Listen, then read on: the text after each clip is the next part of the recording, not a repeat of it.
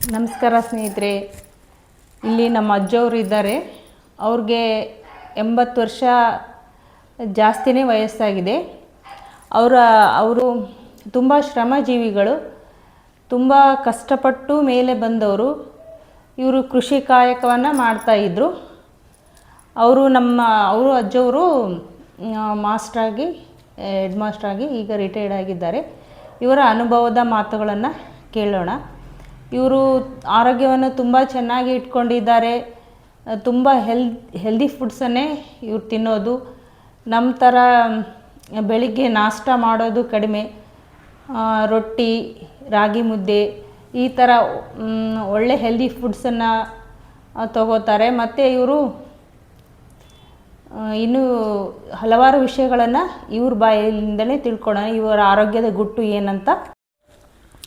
ನಾವು ಸಣ್ಣವರಿದ್ದಾಗ ಕಟಂಬ್ಲಿ, ಮಜ್ಜಿಗೆ, ಹಾಲು, ಮೊಸರು, ತುಪ್ಪ, ಆಮೇಲೆ ರೊಟ್ಟಿ, ಬೆಂಡೆಕಾಯಿ, ಚವಳೆಕಾಯಿ ಇಂಥ ಅನೇಕ ತರಕಾರಿಗಳು ಉಂಡು ನಮ್ಮ ದೇಹ ಗಟ್ಟಿಮುಟ್ಟಾಗಿ ಇಲ್ಲಿಗೆ ನಾವು 82 ವಯಸ್ಸದವರಾದ್ರೂ ನಾವು ಹಂಗೆ ಅಡ್ಡಾಡ್ತೀವಿ ಕಾಲು ಎಡಿಗೆಯಿಂದ.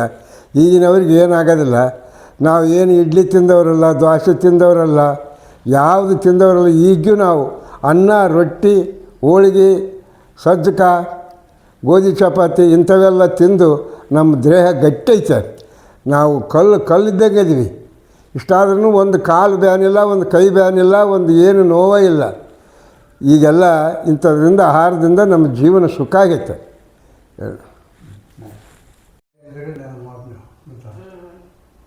ನಮಸ್ಕಾರ ರೀ ಎಲ್ಲರಿಗೆ. ನಾವು ಸಣ್ಣವರಿದ್ದಾಗ ಭಾಳ ಕಷ್ಟದಲ್ಲಿದ್ದೀವಿ ರೀ. ನಾವು ಪಲಕನಮರಡಿ ಅಂತ ಗ್ರಾಮದವ್ರು. ನಾವು ಅಲ್ಲೇ ಹುಟ್ಟಿ, ಅಲ್ಲೇ ಬೆಳೆದು, ಅಲ್ಲೇ ದೊಡ್ಡವರಾದ್ವಿ.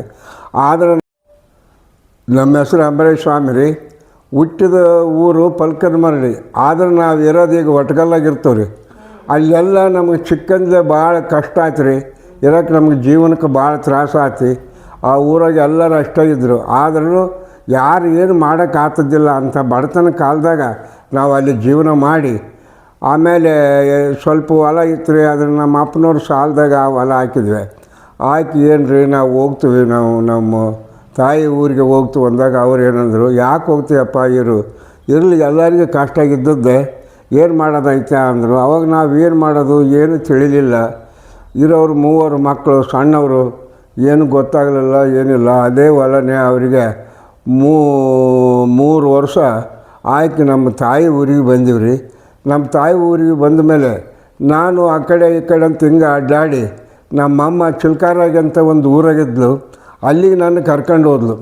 ಆ ಊರಾಗ ಎಲ್ಲರೂ ಭಾಳ ಪ್ರೀತಿಯಿಂದ ಗೌಡ್ರು, ಆ ಊರು ಮಾಲಿಗೌಡರು, ಪೊಲೀಸ್ ಗೌಡರು ಎಲ್ಲರೂ ನಮ್ಮ ಮೇಲೆ ಅಷ್ಟು ಒಳ್ಳೆ ರೀತಿಯಿಂದ ನಮ್ಮನ್ನು ನೋಡಿಕೊಂಡ್ರೆ ನಾವು ಅದೇ ಊರಾಗ 20 ವರ್ಷ ಇದ್ದೀನಿ ರೀ. 20 ವರ್ಷ ಇದ್ದರೂ ಊರಾಗ ಎಲ್ಲರೂ ಈಗೂ ನಮಗೆ ಹೋದ್ರೆ ಅಷ್ಟು ಪ್ರೀತಿ ಮಾಡ್ತಾರೆ. ಅಂಥ ಒಳ್ಳೆ ಊರು ಎಲ್ಲಿಲ್ಲ. ಆಮೇಲೆ ನಾನು ಅಲ್ಲಿದ್ದ ಬಂದು ಒಟ್ಟಗಲ್ಲಿಗೆ ಬಂದೀನಿ ರೀ. ಒಟ್ಟಗಲ್ಲಿದ್ದ ನಮಗೊಬ್ಬ ಮಾಸ್ಟ್ರು ಜೊತೆಯಾಗಿ, ಏನಪ್ಪ ಗಬ್ಬೂರು ಜಾತ್ರೆ ನೋಡಿಲ್ಲ, ಹೋಗಿ ಬರೋಣ ನಡಿ ಅಂದರು. ನಡ್ರಿ ಅಂತಂದು ಹೋದ್ವಿ. ಗಬ್ಬೂರಿಗೆ ನಮ್ಮ ದೊಡ್ಡಮ್ಮನ ಕೊಟ್ಟೈತೆ ರೀ. ಅಲ್ಲೇ ಒಂದು 2-3 ದಿವಸದ ಜಾತ್ರೆ ನೋಡ್ಕೊಂಡು ಮೌನೇಶ್ವರನ ಜಾತ್ರೆ ಅಂತ ಬರ್ತೈತೆ ರೀ. ಅಲ್ಲಿದ್ದ ಮೌನೇಶ್ವರ್ಗೆ ಹೋಗೋಣ ಅಂತ ಬಂದ್ವಿ. ಆದರೆ ನಮ್ಗೆ ಆ ಬಸ್ಸು ತಪ್ಪಿಬಿಡ್ತು. ಮಾಸ್ಟ್ರ್ ಏನಂದರು, ಬಸ್ಸು ತಪ್ಪೈತೆ ಅಂದಮೇಲೆ ಬಸ್ಸಿನಾಗ ಕುಂದ್ರೋದೇ ಬೇಡ, ಹಂಗೆ ನಡ್ಕೊಂತ ಹೋಗ್ಬಿಡಮ್ಮ ಅಂದರು. ಅಲ್ಲಿದ್ದ 25 ಅರ್ಧಾರಿ ಆಗುತ್ತೆ ರೀ ಗಬ್ಬೂರಿಗೆ ಮೌನೇಶ್ವರಕ್ಕೆ. ನಡ್ಕೊಂತ ಬರ್ಲಿಕ್ಕಾಗಿ ದಾರ್ಯಾಗ ಒಂದು ಹುಡುಗ ನಮ್ಮ ಕೂಡ ಬಂದ. ನಾವು ಏನು ಮುಂಜಾನೆಲಿದ್ದ ಏನಿಲ್ಲ, ಉಪವಾಸ ಇದೀವಿ. ಅದಕ್ಕೆ ನಾನೇನಂದೆ, ಮುದುಕ ನಿನ್ನ ಹತ್ರ ಸ್ವಲ್ಪ ಬುತ್ತಿದ್ರು ಕೊಡಪ್ಪ, ನಾವು ಆದರೂ ನಿನ್ನ ಅಲ್ಲಿ ಜಾತ್ರೆಗೆ ಊಟ ಮಾಡಿಸ್ತೀವಿ ಅಂತ. ಆಗಲಿ ತಗೊಳ್ರಿ ಅಂತ ಕೇಸ್ ಬುತ್ತಿ ಕೊಟ್ಟರು. ಅವ್ರ ಹತ್ರ ಮನಸ್ಸಾಗ 4 ರೊಟ್ಟಿ ತಿಂದು ಊಟ ಮಾಡಿ ಆತನ ಕರ್ಕೊಂಡು ಹೋಗಿ ಆ ಜಾತ್ರೆ ಮಾಡಿ, ಆಮೇಲೆ ಏನಪ್ಪ ಮೌನೇಶ, ಇದುವರೆಗಾಗಿ ನನಗೆ ಏನು ಕೆಲಸ ಇಲ್ದಂಗೆ ಮಾಡಿದೆ, ಏನು ಮಾಡಲಿ, ಹೆಂಗೆ ದುಡ್ಲಿ ಅಂದಾಗ ಅಲ್ಲಿದ್ದ ನಾನು ಮತ್ತೆ ನಮ್ಮೂರಿಗೆ ಹೋದೀನಿ ರೀ. ಪಲಕನಮರಡಿಗೆ ಹೋದ್ರೆ ನಮ್ಮೂರಾಗ ನಮ್ಮ ಸಾಹುಕಾರರು, ಅವರು ಭಾಳ ಒಳ್ಳೆ ಮನುಷ್ಯರು. ಯಶವಂತಪ್ಪ ಸಾಹುಕಾರ, ಆಮೇಲೆ ಗಂಗಣ್ಣ ಸಾಹುಕಾರ, ಇವರೆಲ್ಲ ನಮಗೆ ಅತಿ ಉತ್ತಮವಾದಂಥ ಪ್ರೀತಿಯಾದಂಥ ಮಂದಿ. ಆವಾಗ ಅವ್ರು ಏನಂದರು, ಇದು ಹುಡುಗ ಸ್ವಲ್ಪ ಶಾಣೆದು ಕಂಡಂಗೆ ಆತೈತೆ, ಈ ಹುಡುಗ ಏನನ್ನು ಕಲಿಸ್ಬೇಕು, ಏನು ಕಲಿತಾನ ಅಂತ ಕೇಳಿದರೆ, ಏನು ಮಾಡ್ತೀಯಪ್ಪ ನೀನು ಅಂದರು. ಏನು ಮಾಡಿದ್ರಿ, ನನಗೆ ಇದುವರೆಗಂತೂ ಏನೂ ಇಲ್ಲ, ನೀವೇನು ಹೇಳ್ರಿ ಅದನ್ನು ಮಾಡ್ತಂದೆ. ಅಂಕಾರ ಒಂದು ಬಟ್ಟೆ ಹೊಲಿಯೋದು ಮಿಷನ್ ಕೊಡಿಸ್ತೀವಿ, ಹೊಲ್ತಿದ್ದೇನಂದ್ರು. ಹೊಲ್ತೀನಿ ರೀ ಅಂದೆ. ಆವಾಗ ಹೋಗಿ ಮಿಷನ್ ತಗೊಂಡು ಬಂದೀವಿ ರೀ, ರಾಯಚೂರಿಗೆ ಹೋಗಿ ಅವರೇ ಸಾಹುಕಾರ ಕೊಡಿಸಿದ್ರು. ಆವಾಗ ಅಲ್ಲಿದ್ದ ಹೋಗಿ ನನಗೆ ಅದೇ ಊರಿಗೆ ಒಬ್ಬತ್ತು ಮಿಷಿನಿಗೆ ಕಲಿಸ್ತಾನಂತ ಬಂದ. ಆವಾಗ ಮತ್ತೆ ನನಗೆ ಆತ ಒಂದು 2-3-4 ತಿಂಗಳದಾಗ ನನಗೆ ಮಿಷಿನಿಗೆ ಕಲಿಸ್ತಾ ಎಲ್ಲ ನನ್ನ ಒಂದು ಮನುಷ್ಯನನ್ನಾಗಿ ಮಾಡಿ ಹೋದ. ಆವಾಗ ನಾನು ಅಲ್ಲಿದ್ದ ಅದೇ ಉದ್ಯೋಗ ಮಾಡ್ಕೊಂತ ಬಂದು ಮತ್ತೆ ಪುನರ್ ಒಟ್ಟಗಲ್ಲಿಗೆ ಬಂದೀನಿ ರೀ. ಒಟ್ಟಗಲ್ಲಿಗೆ ಬಂದು ಅಲ್ಲಿ ಮತ್ತೆ ಅದನ್ನೇ ಮಾಡಿದ್ದೀನಿ ರೀ. ಮಾಡಿ ಮತ್ತೆ ಏನಾಯ್ತಂದ್ರೆ ಆವಾಗ ಭೂಮಿ ಇತ್ತು ನಮ್ಮ ತಾತನವ್ರದ್ದು, ಹೊಲ ಎಲ್ಲ ಬೀಳು ಬಿದ್ದಿದ್ದು. ಆವಾಗ ನಾನು 2 ಎತ್ತು ಮಾಡಿ ಆ ಹೊಲ ಎಲ್ಲ ಹಸನು ಮಾಡಿ ಏನಿಲ್ಲ ಬೀಳಿದ್ದಂಥ ಹೊಲ 4 ಎಕರೆ ಬೆಳಂಗೆ ಮಾಡಿದ್ದೀನಿ ರೀ.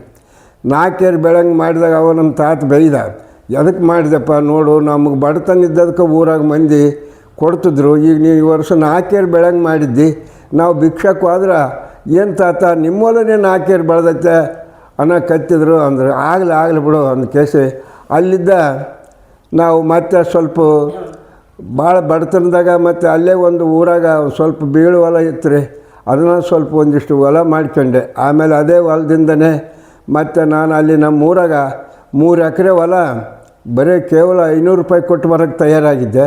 ಅದನ್ನು ನಮ್ಮ ಸಾಹುಕಾರ ಬೇಡ, ಅದು ನನಗೆ ಇರಲಿ, ನಿನಗೆ ಕೊಡ್ತೀನಿ ರೊಕ್ಕ ಅಂದ ಕೇಸ್ ಅದನ್ನು ಬೇರೆದವ್ರಿಗೆ 10,000 ರೂಪಾಯಿಗೆ ಮಾರಿ ಇಲ್ಲಿ ನಮ್ಮ ಊರಾಗ ಒಟ್ಟಗಲ್ಲಾಗ 6 ಎಕರೆ ಹೊಲ ಕೊಡಿಸಿದ್ರು. ಆ ಪುಣ್ಯಾತ್ಮನ ನಾವು ಸ್ಮರಿಸ್ಬೇಕು. ನಮ್ಮ ಮಕ್ಕಳ ಲಗ್ನ ಎಲ್ಲ ನಮ್ಮದು ಇಡೀ ಏನಿದ್ದದ್ದೆಲ್ಲ ಅವರೇ ಮಾಡಿ ಪುಣ್ಯ ಕಟ್ಕೊಂಡ್ರಿ. ಈಗ ನಾವು ಆರಾಮು ದೇವ್ರ ಪುಣ್ಯದಿಂದ ಆರಾಮದೀವಿ ರೀ. ನಮ್ಮ ದೋಸ್ತ ಒಬ್ಬತ್ತು ಬಸನಗೌಡ ಅಂತ ಮಾಸ್ಟರ್ ಇದ್ದ, ಆತ ನಮಗೆ ಮನೆಯಿಲ್ಲ ಏನಿಲ್ಲ, ನಾನು ಮತ್ತೆ ಊರಿಗೆ ಹೋಗ್ತನಪ್ಪ ಅಂದೆ. ಹೋಗ್ಬೇಡ, ನನ್ನ ಕೈಯಾಗ ಜಾಗ ಅದಾವ, ನಿನಗೆ ಕೊಡ್ತೀನಿ ಅಂದ ಕೇಸಿ ನನಗೊಂದು ಜಾಗ ಕೊಟ್ಟ. ಆತ ನಾವು ಭಾಳ ಪ್ರೀತಿ. ಒಂದು 4-5 ನಾಟಕಗಳೂ ಆಡಿದ್ವಿ, ಊರಾಗ ಒಳ್ಳೆಯ ಹೆಸರು ಗಳಿಸಿದ್ವಿ, ಎಲ್ಲ ಮಾಡಿದೆವು ರೀ. ಈಗಿನೂ ಎಲ್ಲ ನಾವು ಆವಾಗಿನ ಕಾಲಕ್ಕೆ ರೀ ಹಾಗೆ ಬಿದ್ದು ಜೋಳ, ಮುಗ್ಗು ಜೋಳ, ಅಂಥ ಜೋಳನ ಬೀಸಿ ಅದನ್ನೇ ರೊಟ್ಟಿ ಮಾಡಿ ಗೊರ್ಜೆ ಪಲ್ಯ, ಎಣ್ಣೆ ಪಲ್ಯ, ಬುಡಿಮೆಕಾಯಿ, ಚವಳೆಕಾಯಿ, ಹೀರೆಕಾಯಿ ಬರೀ ಇಂಥವೆಲ್ಲ ತಿಂದು ಆವಾಗ ಜೀವನ ಮಾಡ್ತಿದ್ವಿ. ಈ ಅಲ್ಲಿಂದ ನಮ್ಮ ಬಡತನದಾಗ ಏನು ತಿಂದ್ರೂ ಅದು ಕಡಿಮೆನೇ.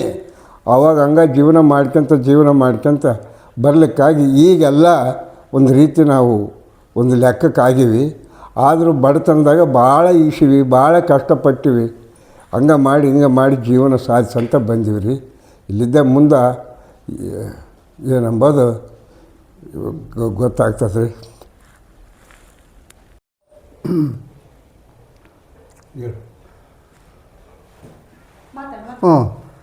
ನನ್ನ ಹೆಸರು ಬೋರಳ್ಳಿಯ ಸ್ವಾಮಿ. ನಾವು ಇದೇ ಸಿಂಧನೂರು ತಾಲೂಕು ಸುಕಾಲ್ಪೇಟೆಯಲ್ಲಿ ವಾಸವಾಗಿದ್ವಿ. ಅಲ್ಲಿ ಚಿಕ್ಕವರಿದ್ದ ಕಾಲಕ್ಕೆ ನಮ್ಮ ಗುಣದಂದಯ್ಯ ಕಕ್ಕನವರು ಅಲ್ಲಿಗೆ ಖಾಸಗಿ ಶಿಕ್ಷಕರಾಗಿ ಸೇವೆ ಸಲ್ಲಿಸುತ್ತಿದ್ದರು. ಒಂದು ಸಾರಿ ನಮ್ಮ ಕಕ್ಕನವರು ಹಿರಿಯ ಜೊತೆಗೆ ಅಲ್ಲಿಗೆ ಬಂದಾಗ ನಮ್ಮ ತಂದೆ ತಾಯಿಗಳು ಹಿರಿಯ ಜಂತಿಕಲ್ಲಿ ಇರುತ್ತಿದ್ದರು. ಆವಾಗ ನಮ್ಮ ಕಕ್ಕನವರು ಗುಣದಯ್ಯನವರು ಅಲ್ಲಿಗೆ ಬಂದು ನಮ್ಮ ತಂದೆಗೆ ಬಹಳವಾಗಿ ಬೈದರು. ಆವಾಗ ನನಗೆ ಸುಮಾರು 8 ವರ್ಷ ಇರಬಹುದು. ಆ ವೇಳೆಯಲ್ಲಿ ನಮ್ಮ ಬಂದಂಥ ಗುಣದಯ್ಯನವರು ತಮ್ಮ ಅಣ್ಣ ಆಗಬೇಕು ನಮ್ಮ ತಂದೆಯವರು. ಅದಕ್ಕಾಗಿ ಅವರು ನಮ್ಮ ತಂದೆಗೆ ಬೈದು, ಅಲ್ಲಪ್ಪ ಮಕ್ಕಳನ್ನು ಚಿಕ್ಕವರಿದ್ದಾಗ ಶಾಲೆಗೆ ಕಳಿಸಿ ಬುದ್ಧಿವಂತರನ್ನಾಗಿ ಮಾಡುವುದು ತಂದೆ ತಾಯಿಗಳ ಕರ್ತವ್ಯ. ಅಂಥವುಗಳನ್ನು ಬಿಟ್ಟು ಅವನು 8 ವರ್ಷದವನಾದರೂ ಕೂಡ ನೀನು ಇನ್ನೂ ಶಾಲೆಗೆ ಕಳಿಸಿಲ್ಲ ಅಂದರೆ ಬಹಳ ನಮಗೆ ಕೆಟ್ಟದಾಗುತ್ತದೆ. ಅವನೇನಪ್ಪ ಏನು ಬೇಡ, ನಮಗಿನ್ನೂ ಮಕ್ಕಳಿಲ್ಲ, ನಿಮ್ಮ ಮಗಳನ್ನು ನಾನು ಕರೆದುಕೊಂಡು ಹೋಗಿ ಸಿಂಧನೂರು ಸುಕಲ್ಪೇಟೆಯಲ್ಲಿರುವ ಅಲ್ಲಿಯೇ ಇರುತ್ತೇನೆ. ಅಲ್ಲಿ ನಾನು ವಾಸವಾಗಿದ್ದರಿಂದ ಮತ್ತು ಅಲ್ಲಿಯೇ ಸುಕಲ್ಪೇಟೆಯ ಕನ್ಯೆಯನ್ನು ಹೊರಟಿದ್ದರಿಂದ ನಮ್ಮ ಕಕ್ಕನವರು ಇಲ್ಲಿಗೆ ಬಂದು ನಮ್ಮ ಕಕ್ಕಿ ನನ್ನನ್ನು ಜಪಾನ ಮಾಡಿದರು. ಚಿಕ್ಕವರಿದ್ದ ಕಾಲಕ್ಕೆ ಭಾಳ ಕಷ್ಟ. ಆವಾಗಿನ ಕಾಲಕ್ಕೆ ಏನಂತಂದರೆ ನಮ್ಮ ಮನೆಗೆ ಎದುರಿಗಿದ್ದವರು ಒಬ್ಬರು ಶ್ರೀಮಂತರಿದ್ದರೂ ಕೂಡ ನಮ್ಮ ಬಡ ಜಂಗಮರನ್ನು ತಿಳಿದುಕೊಂಡು ಬಹಳ ಪ್ರೀತಿ ಮಾಡ್ತಿದ್ದರು. ನಮಗೆ ಬೇಕಾದಂಥ ಮೊಸರು, ಕಾಯಿ ಪಲ್ಯ, ಹೊಸದಾಗಿ ಹೊಲದಲ್ಲಿ ಬೆಳೆದಂಥ ಪಲ್ಯ, ಕಾಯಿ ಇಂಥವನ್ನೆಲ್ಲ ತಂದು ಮನೆಗೆ ತಂದು ಕೊಡುತ್ತಿದ್ದರು. ಅವರು ಅಷ್ಟು ಒಳ್ಳೆಯ ಜನರಾಗಿದ್ದರು. ಅಂಥವರು ಇದ್ದ ಕಾಲಕ್ಕೆ ನಾವು ನಮ್ಮ ಅವಾಗ ಅದೇ ಸುಕಾಲ್ಪೇಟೆಯಲ್ಲಿ ಸುಕಾಲ್ಪೇಟೆಯಲ್ಲಿ ಇದ್ದು 3ನೇ ಕ್ಲಾಸ್ ತನಕ ಓದಿ ಆಮೇಲೆ 4ನೇ ಕ್ಲಾಸಿಗೆ ಹೈಸ್ಕೂಲ್ ಸಿಂಧನೂರಲ್ಲಿ ಓದಲು ನಮ್ಮ ಕಕ್ಕನವರು ಕಳಿಸಿದರು. ಆಗ ನಮ್ಮ ಕಕ್ಕನವರು ಅಲ್ಲಿಗೆ ಕಳಿಸಿದ ಮೇಲೆ ದಿನಾಲಿ ನಮಗೆ ಮನೆಯಾಗ ನಮ್ಮ ಕಕ್ಕಿಯವರು 2 ರೊಟ್ಟಿ ಮತ್ತು ಖಾರ ಪುಡಿ, ಎಣ್ಣೆ, ಅದೇ ನಮಗೆ ಊಟ, ಅದೇ ನಮಗೆ ನಾಷ್ಟ. ಅಂಥದ್ದನ್ನು ಕಟ್ಟಿಕೊಂಡು ಮತ್ತು ಅಲ್ಲಿ ಶಾಲೆಗೆ ಶಾಲೆಗೆ ಹೋಗಬೇಕಾದ್ರೆ 1 ಕಿಲೋಮೀಟರ್ ಆಗುತ್ತೆ. ಆದರೂ ಕೂಡ ನಾವು ಶಾಲೆಗೆ ಅಲ್ಲಿಗೆ ಹೋಗಿದ್ವಿ. ಅಲ್ಲಿ ಹೋಗಿ 4ನೇ ಕ್ಲಾಸಿಗೆ ಸೇರಿಕೊಂಡಿದ್ದೆವು. ಅಲ್ಲಿ 4ನೇ ಕ್ಲಾಸಿಗೆ ಇದ್ದ ಕಾಲಕ್ಕೆ ಅವಾಗಿನ ಕಾಲಕ್ಕೆ ಇಂಗ್ಲೀಷ್ ಇತ್ತು. ಆಗಲೇ ಇಂಗ್ಲೀಷು ಸ್ವಲ್ಪ ಪ್ರಾರಂಭ ಮಾಡಿದರು. ಅಂಥ ಇಂಗ್ಲೀಷನ್ನು ಭಾಳ ಕಠಿಣವಾಗಿ ಹೇಳ್ತಿದ್ರು. ನಮಗೆಲ್ಲ ಬರೆಸೋದು, ಓದಿಸೋದು ಇಂಥವನ್ನೆಲ್ಲ ಕೆಲಸವನ್ನು ಮಾಡ್ತಿದ್ರು. ಮತ್ತು ಅಲ್ಲಿಂದ ಮನೆಗೆ ಬಂದು ಸುಮ್ಮನೆ ಕುಂದಂಗಿಲ್ಲ.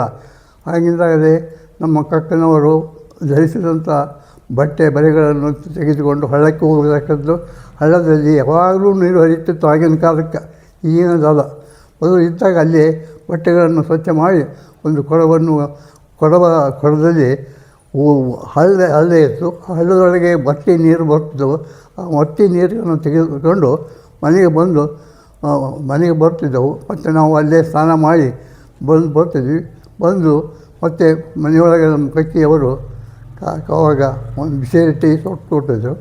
ಆ ರೊಟ್ಟಿ ಮತ್ತು ಎಣ್ಣೆ, ಖಾರ ಪುಡಿ ಇಂಥವನ್ನೆಲ್ಲ ತಿಂದು ನಮ್ಮ ಶಾಲೆಗೆ ಹೋಗಿ ಭಾಳ ಚಿಕ್ಕವರಿದ್ದಾಗ ಭಾಳ ಕಷ್ಟಪಟ್ಟಿದ್ದೀವಿ. ನಾವು 4ನೇ ಕ್ಲಾಸು 5, 6, 7 ತನಕ ಓದಿದ್ವಿ.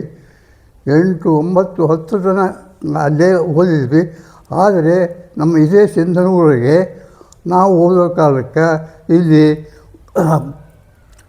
ಏನಪ್ಪ ಸ್ಥಳೀಯವಾಗಿ ಓದುವ ಪರೀಕ್ಷೆ ಕೊಡುವ ಸೆಂಟರ್ ಇದ್ದಿಲ್ಲ ಆಗಿನ ಕಾಲಕ್ಕೆ. ಆಮೇಲೆ ಬರ್ತಾ ಅವಾಗ ನಾವು ಓದೋ ಕಾಲಕ್ಕೆ ಅದು ಕೊಪ್ಪಳಕ್ಕೆ ಆಯಿತು ಆ ವರ್ಷ. ಮತ್ತು ಕೊಪ್ಪಳದಲ್ಲಿ ಇದು ವಿದ್ಯಾ ಸೆಂಟರ್ ಇತ್ತು. ಅದೇ ಸೆಂಟರ್ನಲ್ಲಿ ನಾವು ಪರೀಕ್ಷೆಯನ್ನು ಕೊಟ್ಟು ವಾಪಸ್ ಬಂದ್ವಿ. ಬಂದಾಗ ಸ್ವಲ್ಪ ದಿವಸ ಅಲ್ಲೇ ಸಿಂಧನೂರಿನಲ್ಲೇ ಇದ್ದು ನಮ್ಮ ಕಕ್ಕನವರ ಕೈಕಿಯವರು ಸೇವೆ ಮಾಡಿಕೊಂಡು ಅಲ್ಲೇ ಇದ್ವಿ. 18 ವರ್ಷ ತುಂಬಿ 20 ವರ್ಷದವರಾದ ಕೂಡಲೇ ನಮಗೆ ಟ್ರೈನಿಂಗ್ ಅಂದರೆ ಗ್ರಾಮ ಸೇವಕ ಟ್ರೈನಿಂಗ್ ಅಂತ ಕರೆದರು ಗಂಗಾವತಿಗೆ. ಅವರಿಗೆ ಹೋಗಬೇಕಾದ್ರೆ ನಮ್ಮ ಕೈಯಾಗೆ ಒಂದು ಪೈಸೆ ಕೂಡ ಇದ್ದಿಲ್ಲ. ಅಂಥ ವೇಳೆಯಲ್ಲಿ ನಮ್ಮ ಕಕ್ಕನವರು ಊರಲ್ಲಿ ದೊಡ್ಡ ಊರಲ್ಲಿ ಭಿಕ್ಷೆ ಬೇಡಿ ತಂದು ಕೊಟ್ಟು 20 ರೂಪಾಯಿಯನ್ನು ಜಮಾ ಮಾಡಿ ಆಗಿನ ಕಾಲಕ್ಕೆ ಅಲ್ಲಿ ನನ್ನನ್ನು ಅಲ್ಲಿ ಗ್ರಾಮ ಸೇವಕ ಟ್ರೈನಿಂಗ್ ಸೇರಿಸಿದರು. ಅಲ್ಲಿ 8-9 ತಿಂಗಳ 30 ರೂಪಾಯಿ ಕೊಡ್ತಿದ್ರು ಅವರು. ಆ 30 ರೂಪಾಯಿ ಸ್ಟೈಪೆಂಡಿನಲ್ಲಿ 20 ರೂಪಾಯಿ ಊಟಕ್ಕೆ ಹೋಗಿಬಿಟ್ಟಿತ್ತು. ಇನ್ನೂ 10 ರೂಪಾಯಿ ಉಳಿದಾಗ ಒಂದು 10 ರೂಪಾಯಿದೊಳಗೆ ಅಂಗಿ ಇದು ಏನು ಇರ್ತಿದ್ರು ಭಾಳ ಬರ್ತದೆ ನಮಗೆ ಅವಾಗ. ಅದೇ 10 ರೂಪಾಯಿ ಇಟ್ಟುಕೊಂಡು ಇದಂಗೆ 8-9 ತಿಂಗಳ ತನಕ ಅಲ್ಲೇ ಕೆಲಸ ಮಾಡಿದ್ವಿ. ನಂತರ ಅವಾಗ ಎಲ್ಲ ಹುಡುಗರು ಕಲಿತು ಏನಂತಂದ್ರೆ ಮಾತಾಡಿದರು, ಅಲ್ಲರಿ ಇವರು 30 ರೂಪಾಯಿ ಕೊಟ್ಟಕ್ಕಂಥದ್ದು ಸಂಬಳ ಆಗೋದಿಲ್ಲ, ಭಾಳ ಬರ್ತದೆ ನಮಗೆ. ಆದ್ದರಿಂದ ನಮಗೆ ಬೇಡ, ಎಷ್ಟು ಜಾಸ್ತಿ ಮಾಡ್ರಿ ಅಂತಂದರೆ ಅವ್ರು ಮಾಡೋರು ಅಂದರು. ಅದಕ್ಕಾಗಿ ಭಾಳಷ್ಟು ಮಂದಿ ಅಲ್ಲಿ ಗಂಗಾವತಿ ಒಳಗಿಂದ ಗ್ರಾಮ ಸೇವಕ ಟ್ರೈನಿಂಗ್ ಇದ್ದಂಥ ಭಾಳಷ್ಟು ವಿದ್ಯಾರ್ಥಿಗಳು ಬಿಟ್ಟು ಆಮೇಲೆ ಯಾಕೆ ಬಿಟ್ಟರು ಅಂತಂದರೆ ಅದೇ ಸೆಕೆಂಡ್ ಇಯರ್ಸ್ ಪ್ಲ್ಯಾನ್ ಅಂತಂದು ಭಾರತ ದೇಶದವರು ಅದನ್ನು ಶುರುವಾಗಿತ್ತು. ಅವಾಗ ನಮ್ಮನ್ನೆಲ್ಲ ಸಿಂಗಲ್ ಟೀಚರ್ ಅಂತ ತಗೊಂಡ್ರು. ಅವಾಗ ಸಿಂಗಲ್ ಟೀಚರ್ ಅಂತ ತಗೊಂಡು ಒಂದೊಂದು ಹಳ್ಳಿಗೆ ಕಳಿಸಿದ್ರು. ಒಂದು ಹಳ್ಳಿ ಒಳಗೆ ಏನಪ್ಪ ನಿಮಗೆ ಶಾಲೆ ಇಲ್ಲ, ಅಲ್ಲಿ ಹೊಸದಾಗಿ ಕಚ್ಚಬಾರ್ದು ಬೆಳಕು ಇನ್ನೂ ಲೇಟ್ ಆಗ್ತದೆ. ಅದ್ರ ಸಲುವಾಗಿ ಪ್ರತಿಯೊಂದು ಊರಲ್ಲಿ, ಸಣ್ಣ ಊರಲ್ಲಿ ಹನುಮಂತ ಗುಡಿ ಆಗಲಿ, ಬಸವಣ್ಣನ ಗುಡಿ ಆಗಲಿ, ಈ ವಿನಾಯಕನ ಗುಡಿ ಆಗಿದೆ. ಯಾವಾಗಾದರೂ ಒಂದು ಗುಡಿ ಇರುತ್ತಿತ್ತು. ಆ ಗುಡಿಯೊಳಗೆ ಮಕ್ಕಳಿಗೆಲ್ಲ ಊರೊಳಗಿದ್ದಂಥ ಮಕ್ಕಳನ್ನು ಕರೆದುಕೊಂಡು ಬಂದು ಅವರಿಗೆ ಬೋಧನೆ ಮಾಡಿ 1ನೇ ಕ್ಲಾಸ್ನಿಂದ ಪ್ರಾರಂಭ ಮಾಡಬೇಕು. ಆ ರೀತಿಯಲ್ಲಿ ನಾವು ಹುಟ್ಟು ಬೆಳೆದಂಥದ್ದು. ಆನಂತರ ಅಲ್ಲಿಗೆ ಪೂರ್ಣ ಆದ ನಂತರ ಆವಾಗ ಆ ನೌಕರಿ ನಿಲ್ಲುವ ಗ್ರಾಮಸೇವಕ ಟ್ರೈನಿಂಗನ್ನು ಬಿಟ್ಟು ನಾವು ವಿದ್ಯಾಭ್ಯಾಸದ ಖಾತೆಯಲ್ಲಿ ಸೇರಿಕೊಂಡೆವು. ಅಲ್ಲಿಂದ ಇಲ್ಲಿವರೆಗೂ ಅದೇ ರೀತಿಯಲ್ಲಿ ನಡೆದುಕೊಂಡು ಬಂದಿತ್ತು. ಆದರೆ ಆಗಿನ ಕಾಲಕ್ಕೆ ಬಹಳ ತ್ರಾಸು. ಯಾಕಂತಂದರೆ ಆಗಿನ ಕಾಲದಲ್ಲಿಯೇ ನಮಗೆ 60 ರೂಪಾಯಿ ಸಂಬಳ ಕೊಟ್ಬಿಟ್ರು. ಒಂದು ತಿಂಗಳ ತನಕ ದುಡಿದ್ರೆ ಬರೀ 60 ರೂಪಾಯಿ. ಮತ್ತು 60 ರೂಪಾಯಿದಲ್ಲಿ ಜೀವನ ಮಾಡಬೇಕು ಅಂತ ಒಂದು ಇದಿತ್ತು. ಅದೇ ರೀತಿಯಲ್ಲಿ ನಾವು ಮಾಡ್ಕೊಂತ ಬಂದು ಇಲ್ಲಿಗೆ ನಮ್ಮ ಪಕ್ಕನವರು ನಮಗೆ ಭಾಳ ಸಣ್ಣವರು ಕಿಕ್ಕಿಯವರು ನನ್ನನ್ನು ಜೋಪಾನ ಮಾಡಿ ಈ ಸ್ಥಿತಿಗೆ ತಂದು ಒಳ್ಳೆಯ ವಿದ್ಯೆ ಕಲಿಸಿ ಮತ್ತು ನೌಕರಿಯನ್ನು ಕೊಡಿಸಿ ಇವು ಒಳ್ಳೆಯ ಸುಖವಾಗಿ ಇರುವಂತೆ ಬೆಳೆದುಕೊಂಡವರು. ಆಗ ನಮ್ಮ ಸಾಕಿದಂಥ ತಂದೆ ತಾಯಿಗಳು ನನಗೆ ಆವಾಗಿನ ಕಾಲಕ್ಕೆ ಅವರು ಭಾಳ ಬರ್ತಾರೆ ನಮಗೆ. ಇದೇ ಸಿದ್ದನೂರು ಸುಗಲ್ಪೇಟೆಯಲ್ಲಿ ಭೀಮಣ್ಣವರು ಅಂತ ಭಾಳ ಊರಿಗೆ ಹಿರಿಯರಾದಂಥವರು ನಮಗೆ ಕಷ್ಟವನ್ನು ನೋಡಿದ್ರೆ ನನಗೆ ಒಂದು ಮನೆ ಇರಲಿಕ್ಕೆ ಒಂದು ಮನೆ ಕೊಟ್ಟು ಮತ್ತು ಬೇಕಾಗ್ತಕ್ಕಂಥ ಅವಶ್ಯಕತೆ ಇದ್ದಂಥ ವಸ್ತುಗಳನ್ನು ಕೊಟ್ಟಿದ್ರು. ಹೀಗಾಗಿ ಜೀವನ ಮಾಡಿಕೊಂಡು ಮತ್ತು ಇಂಥಗಡೆ ನಮಗೆ ನೌಕರಿ ಸಿಕ್ಕ ಮೇಲೆ ಎಲ್ಲ ಜೀವನವು ಸರಿಯಾಗಿದೆ. ಅವಾಗಿನಿಂದ ನಮ್ಮ ತಂದೆ ತಾಯಿಗಳು ಅಟ್ಟಸರ ತೀರಿಕೊಂಡಿದ್ರು. ನಮ್ಮ ಚಿಕ್ಕಪ್ಪನವರೇ ನನ್ನ ಪ್ರೀತಿಯಿಂದ ಸಾಕಿ ಸರಿ ನಮ್ಮ ಕೈಕಿಯವರನ್ನು ಸಾಕಿ ಸರಿ ನನ್ನನ್ನು ಜವಾಬ್ದಾರಿ ಮಾಡಿದ್ದಕ್ಕಾಗಿ ಇದೇ ಊರಲ್ಲಿ ನಮಗೆ ನೌಕರಿ ಸಿಕ್ಕು. ಆದ್ದರಿಂದ ಎಲ್ಲ ರೀತಿಯಿಂದಲೂ ಆರಾಮವಾಗಿ